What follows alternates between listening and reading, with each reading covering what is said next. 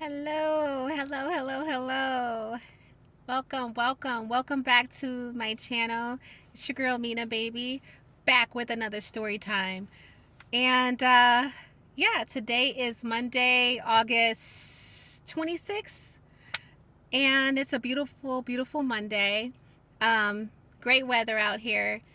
I'm actually at a park outside of my house, so hopefully the lighting is okay and you guys can hear me okay.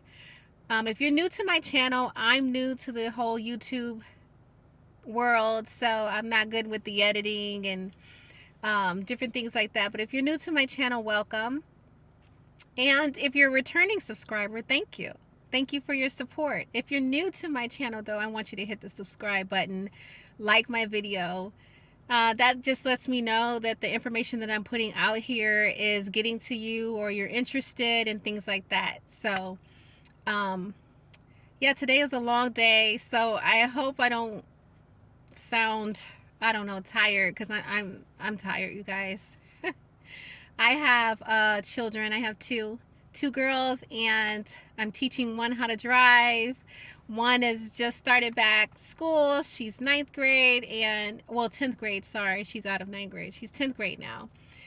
And just mom life, bills, work, things like that. So yeah, and I actually I've been not even working. I had two major surgeries, and so I'm still recovering from a knee surgery. So I've been, just trying to get myself together through that. But anyways, I'm back with another story time, and this one is going to be about. It's going to be titled "The Man Who Left and Never Came Back."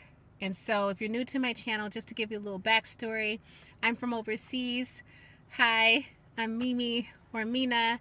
I live in Cleveland, Ohio, and I'm actually from overseas. I grew up overseas in Turkey. My dad is Turkish, my mother is black, and we moved here to the U.S. We lived in California for quite some time, and now I am in Ohio, which we actually came to Ohio when I was a teenager. So, but yeah, so let's get into it. The last video I left off, we were living in California, or I just gave some information about us living in California. And so it was my brother was born in California, you guys. So a lot of things that I experienced living overseas, he has not experienced that side yet. Hopefully he will one day. He travels a lot. But so we were in California. When we lived there, I love it out there. I love the people. I love the culture. I was younger, so I had a lot of friends, and things were great. Things were going so well. Okay, but eventually, things between my parents started to become toxic, and between the two of them, and I do remember, like, if his family would come and visit, my father's family would come and visit.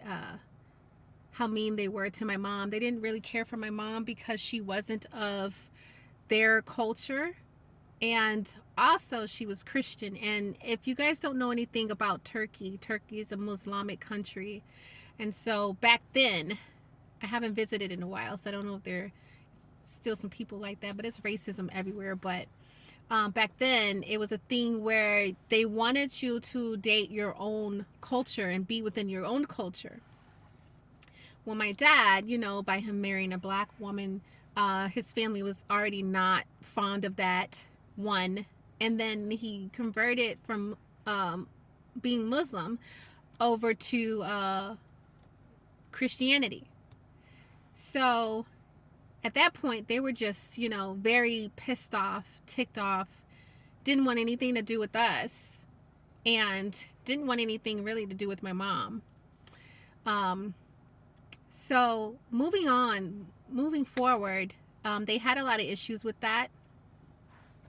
I will say that there was eventually, like, a lot of arguing, a lot of fights. I remember glasses and plates being thrown, and they would be arguing so loud that they wouldn't even hear my brother like crying in his crib. And I remember going in his room a few times and picking him up out the crib and holding him and rocking him. And I would close the door, close his bedroom door, and then I would slide like down onto the floor, and I would be holding my brother and rocking him and just trying to sing to him. And this goes on like in today's society. A lot of children, they go through a lot of things, and a lot of us adults remember different traumas from our childhood. And I tell these stories because it's like a trickle down effect sometimes, and a lot of times we carry it over into other relationships, or as we get older, we remember a lot of the trauma that we've been through. And so I like to spread awareness of these things, and also, just for people to see my growth. Maybe you can grow and learn from the different mistakes I've made or the different things that I've gone through. And hopefully my channel and the videos that I post will reach you guys in a great way. I did want to say this could be a trigger warning for some people. If it is, I'm sorry. You might not want to listen to the video, but if not, then I'm going to keep going. But anyways, it became toxic between my parents, to the point of my father started to disappear. And I remember before he started actually disappearing, he would send me and my younger brother, as my mother was at work, off to the park to go play. And I remember a few times I would come back and he wouldn't be at home. And it was one time in particular he wasn't there, and my mom happened to call from work just to check on things. And my brother was crying because he was hungry. I want to say I had to be at least 8. I might have been 7, and my brother was younger than me, so he had to be at least 4, maybe 3.5. He was very young. And my mom calls, and I'm telling her that my brother's crying, we're hungry. And she's like, well, where's your father? And I told her, I said, well, he left a note on the table, on our kitchen table, and it said he was going to get a pack of cigarettes from the store and he'll be back.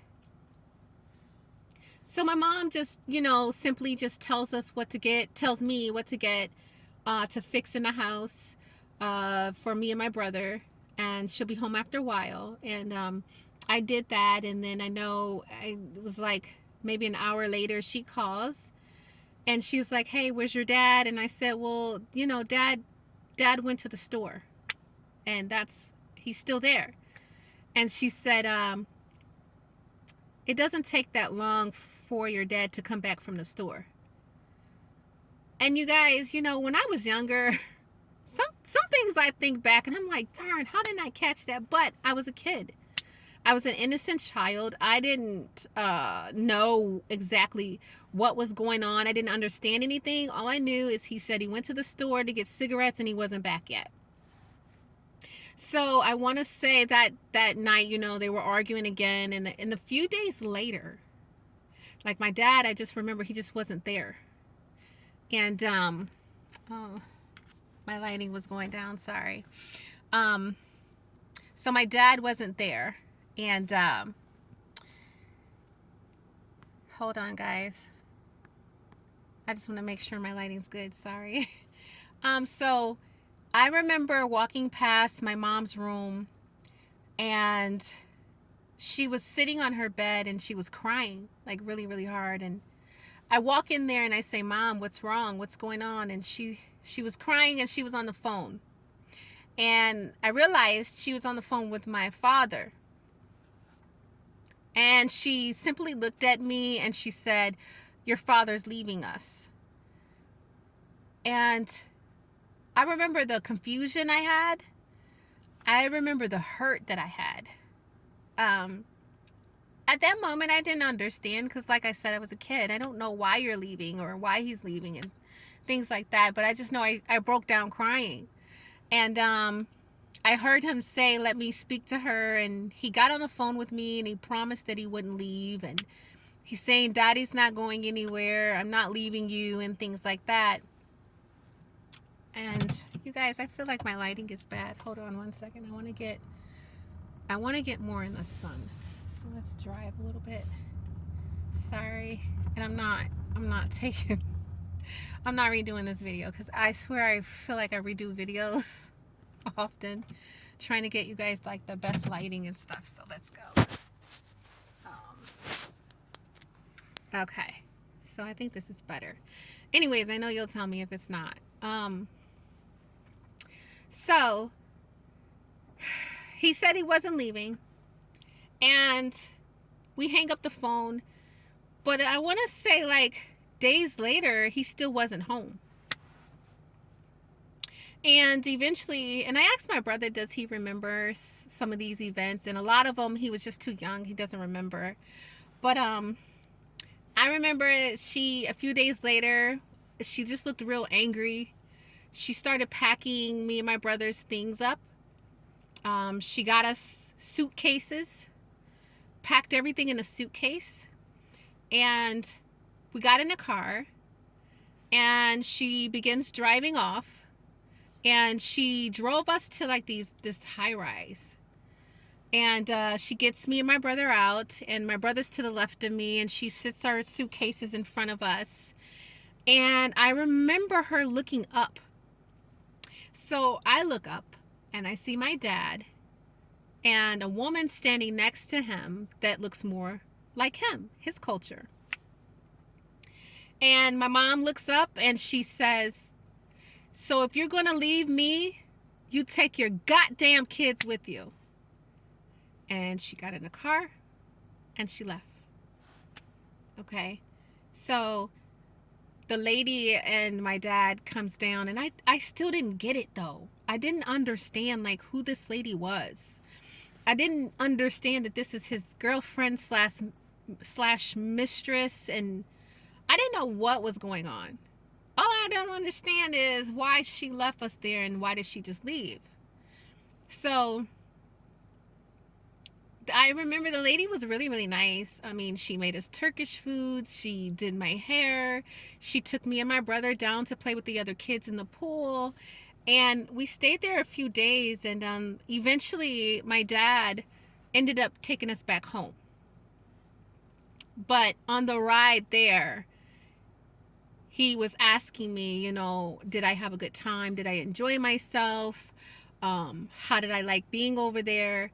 And do I like the lady? We'll give this lady a name. I'm just going to say her name is Rose because for the life of me, I can't remember what her name was, but we'll just say Rose. So my dad says, do you like Rose better or your mom better?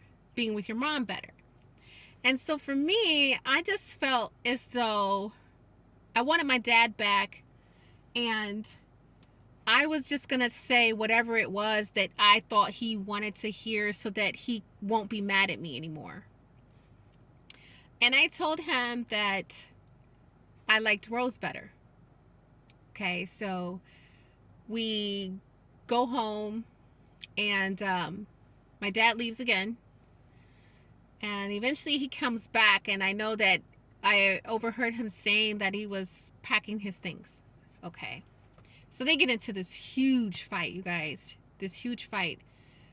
And my dad, well, before that, let me back up. So before that, when he took us home, you know, my mom was asking, how was everything? Did we have fun? And then she asked, do you like me better or Rose better? Do you like being with me better or Rose? And so I told my mom, because I didn't want to hurt her feelings, that I enjoyed being with her better. I didn't like being over there with Rose. So fast forward, you know, my dad comes to get his things. They get into this huge fight. And my dad goes, Well, that's why Mina likes Rose better than you. And then my mom was like, no, you're a liar. Mina told me that she likes me better. So they keep fighting. And then eventually the fighting stops. And my mom comes and snatches me up out the living room. And I get my ass beat. I get beat. And I got beat because they said I lied and I shouldn't tell a lie. So I got beat. And to this day, I still don't think that was right, but I got beat.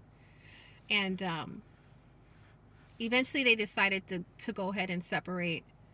And I never forget, we ended up driving from California to Ohio because my mom's family was here. And so my dad rode back with us so that we can be safe. And so we drove from Ohio to, we drove from California to Ohio. All right, so then we get to Ohio. My dad goes his way and my mom goes her way. We actually moved in with my grandparents. So, yeah, we actually moved in with my grandparents. So my grandparents stayed in the suburbs. And once my mom got up on her feet, she got a house in Cleveland. So we ended up moving to Cleveland. And Cleveland was a whole nother story. Growing up in Cleveland was a whole nother story. These kids were so rowdy. I hated it. But anyways, fast forward, I'm a teenager. I'm probably like 15 at this time. And my dad never came. I do remember incidents where he would call and he would say he would be coming by and he's going to take me and my brother somewhere, and he never would. And there was times my brother would be sitting in the living room, just staring out the window with his lunch pail, waiting for my dad to come and pick him up. And I never forget, I was standing there staring at him, and I just shook my head, and my mom saw me and she came up on me. She's like, what are you shaking your head for? And I told her, I said, Dad's not coming. Dad's not going to come get him. And, she said it was just sad to her that I caught on to it, but, she felt really bad for my brother. So I never forget, there was one time I was walking home from school. I had to be like 8th grade.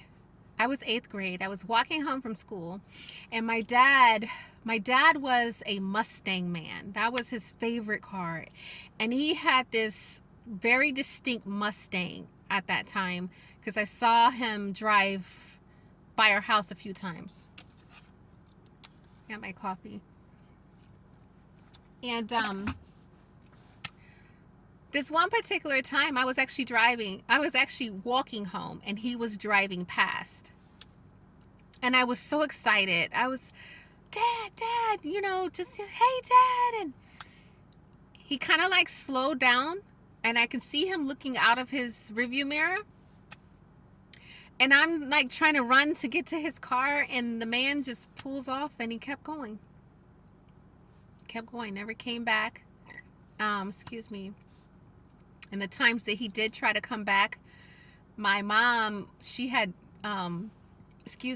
got new friends around in the Cleveland area, and her and her friends would always dog him and chase him off. So he didn't want to come over. And, I resented my mom for that, because you have your own issues with him. And I understand that he keeps making these promises and things like that.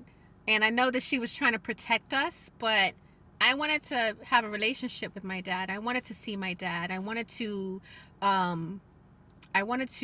talk to him, and I never got that opportunity to. So, that goes to show you that no matter what, a lot of kids still love their parents no matter what. They love their dad no matter what. There's, there may be some kids who can't stand their parents. They hate them. But I still loved my dad and I wanted to see him. So there was one time around Christmas, and this was 98. And around Christmas, she let us see him. And he brought gifts. And the gift that he gave me was a really pretty, gorgeous bracelet. It was like a little gold rope type bracelet. And I was so excited. And he had this bad cough. And I remember asking him, what was wrong. And he said, I just think I have the flu. And, he said he was going to go home and go lay down, take some medicine, get some rest. But he was happy to have seen us. So the next day I went to school and I wore my bracelet, and I was just so excited I had this bracelet. And I went to gym, and when I got out of gym, I was so mad because I looked down at my wrist and my bracelet was gone. So it had fell off. And I was so hurt. And I do remember, you guys, just like crying about this bracelet. So my dad promised that he would, when I called him, he promised he'll buy another one. He just said, stop crying, I'll get you another one. And after that, we got a phone call from his mom that he wanted to see us and he was in the hospital. And my mom was just pissed off, saying, he hasn't been around enough and he's not really there for us, and now all of a sudden he's in a hospital and we should rush to see him, and we weren't allowed to go see him. And after that, he passed away. I remember, I never forget, I was watching Set It Off in my basement, and it was on the scene where Jada Pinkett was at the end and she was on the bed counting all the money in Mexico. And if you guys haven't seen Set It Off, it's maybe some people haven't seen it, you guys need to see it. And she was reminiscing about Sunny and all the little characters in there, I forget. But anyways, Queen Latifah, and she was just reminiscing. And then my mom's best friend came downstairs and said, your dad passed today. And at that time, I didn't have any emotion. I didn't know what to think or what to feel, because my only experience with him was overseas, really. That's when I knew him the most. But when we came to the U.S., it was like I didn't know him anymore. So I didn't have any emotion at that moment, but I know my mom was pissed. My mom was pissed at her friend because she felt like she should have been the one to deliver that information, not her friend. So they got into a huge fight. But I never forget, at his funeral, because at that time I didn't cry. And at his funeral, I just told my grandmother I didn't want to see his body in the casket, but I didn't cry. And she was, I remember she was walking with me. My grandmother was, and you guys, know how you walk up the aisle. And she was walking me, holding my hand up the aisle. And I was 15 when he passed, by the way. And she squeezed my hand. And I was so mad at her because I thought that when she squeezed my hand, she was telling me to come so I didn't have to look at him. And she actually squeezed my hand so that I can look at him in the casket. And that's when I bursted out crying, because he did look peaceful. But it was just sad that I never got the chance to get to know you beyond 8 or 9 years old. And now I don't really know you anymore. You know what I mean? And so I never understood how parents can do that. How can you have children and just not be in their lives, or just walk away from them, or fail your child? Because a lot of these parents out here nowadays, just like, they fail us, they fail their kids. So, it was really, really sad. It's really, really tough losing a parent. And a lot of the emotions behind me losing my dad didn't come out until after I got married. And see, a lot of people don't realize that. When you get into other relationships, sometimes the hurt that you used to have that maybe you bottled up, it comes out in those relationships. So, excuse me, as a woman, I was able to realize that as I got older. You know, if you ever feel like you need someone to talk to, don't be ashamed to go to therapy, because I didn't even realize that that had hurt me, or I was still depressed about my father until I got married to my then at that time husband. So, and I had to take a step back and look at myself. Like, he didn't have to point it out, but because of the stuff that he used to say to me about that time, I realized I was still hurting from that, you know? Even though the things that he was saying was derogatory, I was still hurting from that. And I got into a really, really deep depression. A really deep depression where I just felt like I didn't love myself anymore. I felt like I had lost my self-worth. I didn't know who I was. So it is so important for a father to be in their daughter's lives, let alone the son too. Just it's so important for parents, period, to be in your kids' lives. It's one thing when you're working all the time, but kids, we just want your time. A kid just wants your time, really. All those other things, they're really good, but spending quality time with your kids is a whole nother level. So, you know, and to this day, well, not to this day, but at that time, I had resented my mom for a long time. Even after I had gotten married, I had resented her because I always wanted to know, like, what was my dad going to say? Was he coherent? And they did say he was. So what if he just wanted to hug us? What if he wanted to tell me he was sorry? Like, you took that opportunity away from me, you know? So I had to do a lot of forgiving of my dad, even though he passed, forgiving of my mom for the decisions she made for us that maybe she thought was best.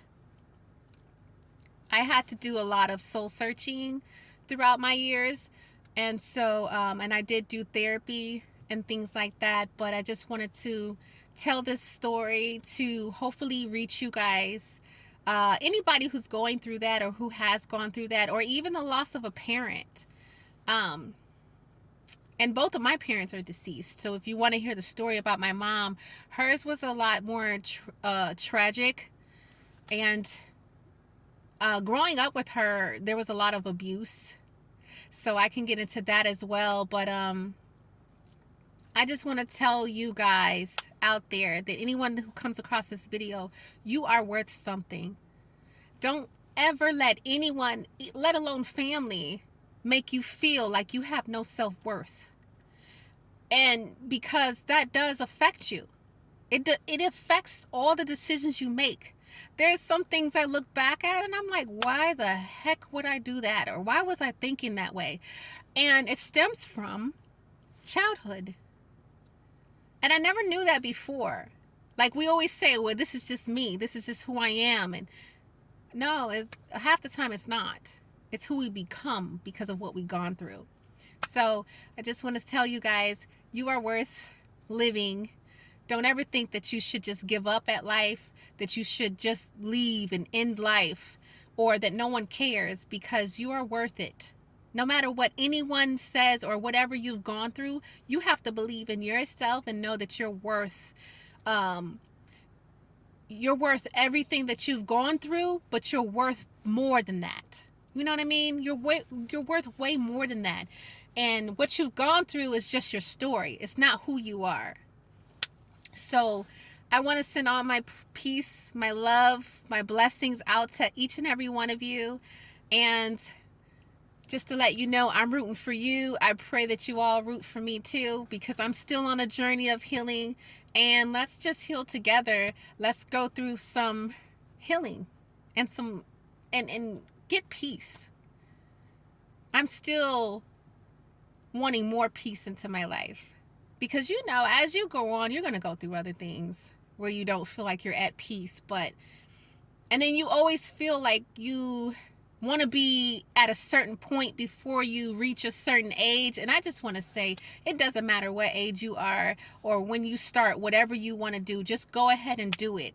Just go ahead and do it. Forget about anybody else, all the haters, and just do it. So peace. I send peace, hugs, love, blessings. I hope this was a story that can reach some of you. And I'm going to do a lot more other story times if you want to know about different relationships I've been in that were crazy and things like that. But I just hope that this is a learning experience for all of you. I accidentally hit my I hit my trunk button. That scared the crap out of me. I was about to take off running and drop my phone and I was about to be out. I'm sorry, but I just hope this story